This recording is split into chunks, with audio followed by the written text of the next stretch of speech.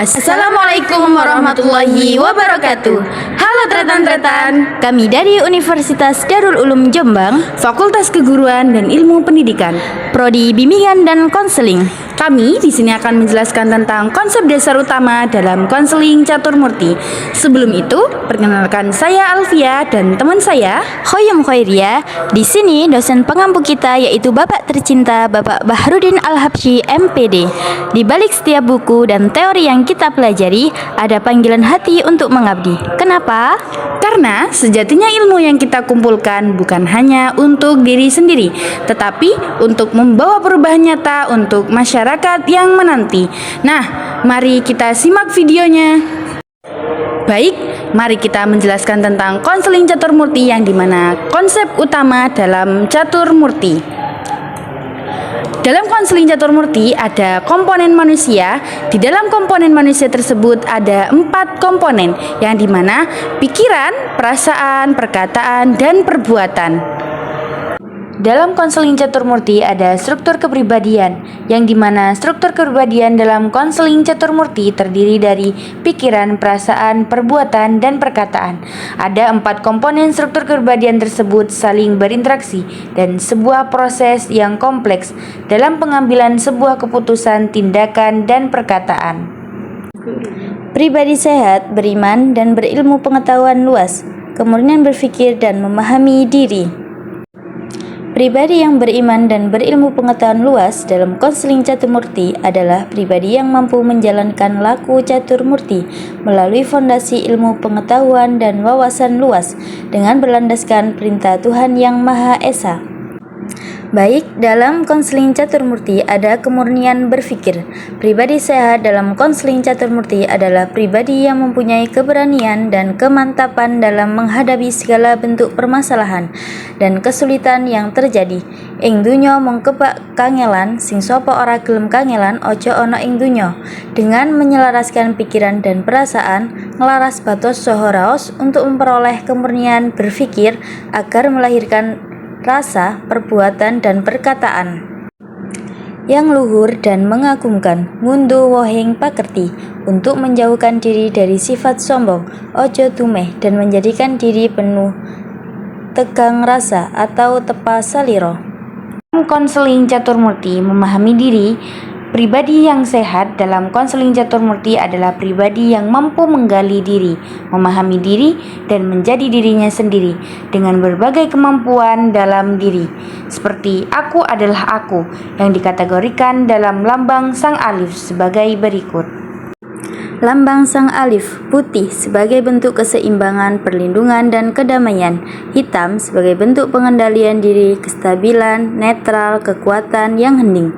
Biru muda sebagai bentuk kreativitas, spiritual, surgawi, kebenaran, daya penyembuhan batin dan jasmani, serta daya menyejukkan.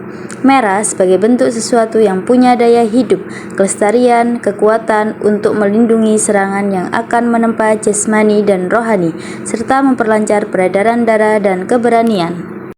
Pribadi tidak sehat dalam konseling catur murti adalah pribadi yang mampu menyelaraskan pikiran dan perasaan. Ing laras batos soho raos, pribadi tidak sehat muncul dari pikiran jahat atau tidak benar sebagai bentuk ketidakmampuan seseorang dalam menyelaraskan pikiran dan perasaan yang berakibat timbulnya pencemaran diri dan meliputi kebencian, serakah, iri hati, fitnah, dan kebodohan secara visual. Pribadi sehat dan tidak sehat dalam konseling catur murti. Ilustrasi struktur kepribadian manusia, yang dimana ada individu yang menerima getaran jiwa dari panca indera. Ada struktur kepribadian, ada 3, perasaan, keinginan, pikiran. Nah, dari 3 hal tersebut dilaraskan, menyelaraskan pikiran, perasaan, anglaras batos saha raos.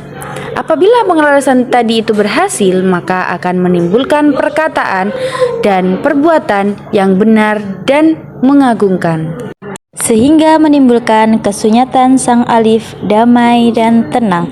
Apabila penyelarasan tersebut tidak berhasil, maka akan timbul pikiran yang buruk. Dari pikiran yang buruk akan mendorong manusia berbuat jahat dan mudah terpengaruh kebencian, kemarahan, kedengkian, dan iri hati. sehingga mendorong manusia berkata jahat. Pemahaman tentang makna hidup dan kehidupan serta dapat menarik hikmah dari setiap perjalanan. Sinau ngraosaken lan nyumerepi tunggalipun manungsa, tunggalipun rasa, tunggalipun asal lan maksudipun agesang. Kesimpulannya, menurut Caturmurti memiliki 4 komponen, yaitu pikiran, perasaan, keinginan atau kebutuhan, dan perbuatan. Ketika seseorang mampu menyelaraskan keempat komponen tersebut, maka akan menemukan kesunyatan sang alif dalam hidupnya atau kedamaian dan ketenangan. Sebaliknya, jika gagal maka akan muncul perbuatan negatif seperti pikiran buruk, mudah terpengaruh kebencian, kemarahan, kedengkian, dan iri hati, hingga mendorong untuk berbuat jahat. Baik, kami di sini mengambil teori dari buku Caturmurti yang ditulis oleh Bapak Bahrudin Ahlapsi, MPD. Baik, di sini sebelum kami tutup akan mengasih kata-kata motivasi sedikit. 4 pilar Caturmurti mengingatkan kita bahwa konseling sejati dimulai dari keseimbangan dalam diri. Ketika spiritual, rasional, emosional, dan sosial bersatu, maka lahirlah pribadi yang mampu memahami dan menentukan dengan hati. Jadilah cahaya bagi diri sendiri, lalu bagikan terang itu kepada orang lain. Baik, Caturmurti bukan sekedar konsep, tapi pedoman hidup untuk menjadi manusia yang utuh. Saat jiwa, pikiran, perasaan, dan hubungan sosial berjalan seimbang, maka kita siap menjadi pribadi yang bermanfaat bagi diri sendiri dan orang lain. Mari terus belajar, memahami, dan menguatkan diri agar konseling bukan hanya membantu orang lain, tapi juga menumbuhkan kebahagiaan dalam diri kita sendiri.